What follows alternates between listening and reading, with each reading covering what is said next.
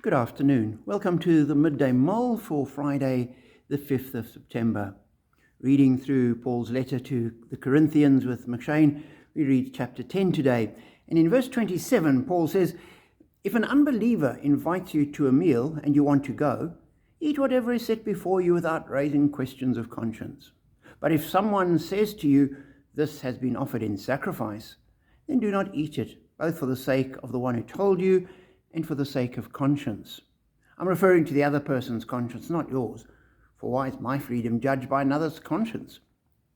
So Paul is saying, don't worry about what you're eating. It's not that food offered to idols, and he's made the point a little earlier, is anything. Idols are nothing. We recognize that.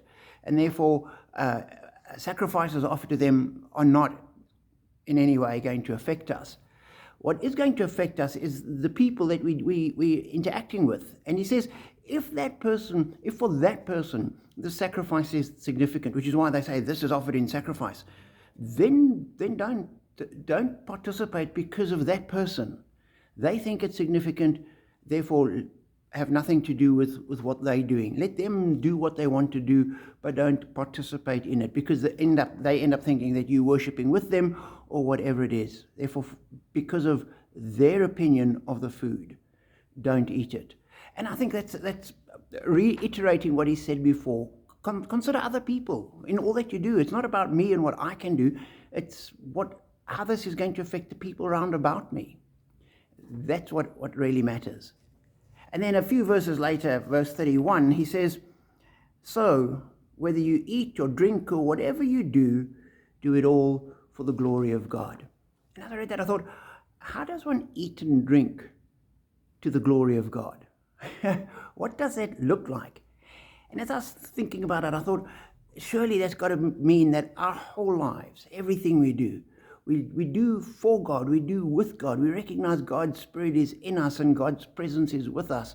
And therefore, everything we do in His sight.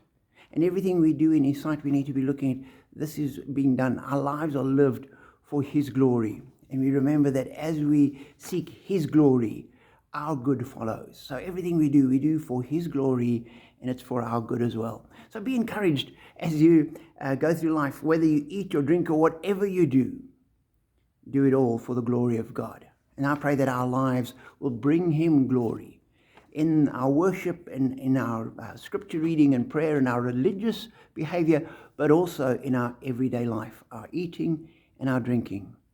We do everything for His glory. Be blessed.